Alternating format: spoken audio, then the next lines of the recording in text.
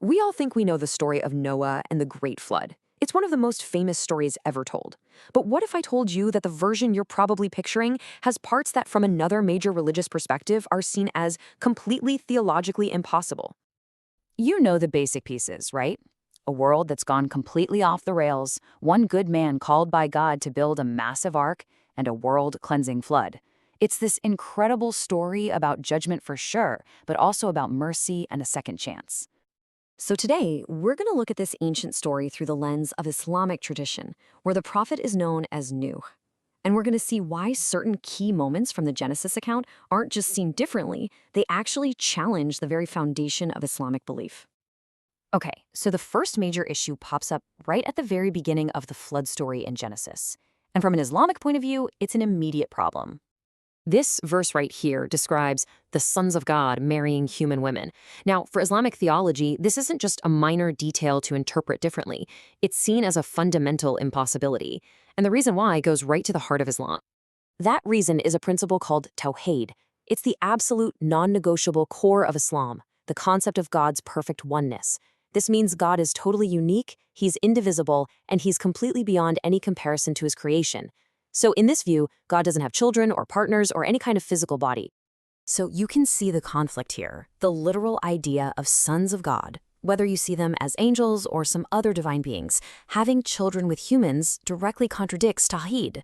From an Islamic perspective, this sounds a lot like the old pagan myths of gods and mortals. So this part of the narrative is just completely rejected. It's a non-starter. Now let's move on to the next key difference, and this one is all about how God himself is described. The account in Genesis often uses very human language to talk about God's feelings. Take this verse, for example. It says God repented, which suggests he felt regret, like he'd had a change of heart about his own creation. And here we go again. God is portrayed with this deep, human-like sadness. He was grieved at his heart, almost like a parent who's been deeply disappointed. And get this one from after the flood. A physical sense, the sense of smell, is given to God, who is pleased by the aroma of Noah's offering. So from an Islamic perspective, why is this a problem? You might think giving God these human-like feelings makes him more relatable, right? But Islamic theology sees it exactly the opposite way. It argues that this actually limits God, trying to fit the divine into a very human box. The thing is, Islam strictly rejects what's called anthropomorphism. That's the whole idea of giving God human traits. In Islam, God's attributes are perfect and eternal. Emotions like regret or grief, well, they imply that something was learned, or that there was a lack of foresight, and that just doesn't fit with the concept of an all-knowing, perfect creator. God's actions are seen as coming from perfect wisdom, not from changing emotions. Okay, now this is where things get really interesting, because we see how these big theological ideas affect the actual human characters in the story, specifically who gets on the ark and the character of Noah himself. This is a huge difference. In Genesis, Noah's whole immediate family, his wife, his sons, their wives, they all get on the ark. But the Islamic account tells a very different story. Not everyone in Noah's family was saved. In fact, his wife and one of his sons were not believers, and they actually died in the flood. The Qur'an actually describes this incredibly dramatic and heartbreaking conversation where Noah is pleading with his son, begging him to get on the ark with the believers. But the son refuses. He says he'll just climb a mountain to be safe. It's a really powerful scene that makes a huge theological point. And that point is this. In Islam, salvation is all about individual faith and your own actions. It's not about who you're related to. Even being the son of a prophet won't save you. In the end, every single person is responsible for their own choices. Now let's look at another major divergence.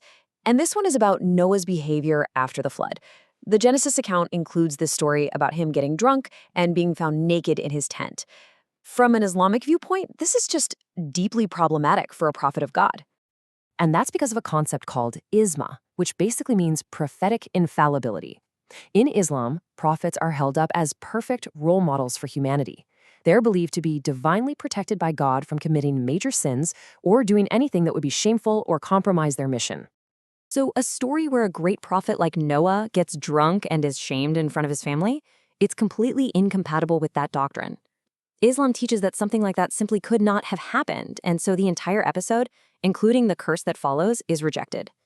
All right, let's fast forward to the aftermath of the flood, when God makes a covenant, a promise with the survivors.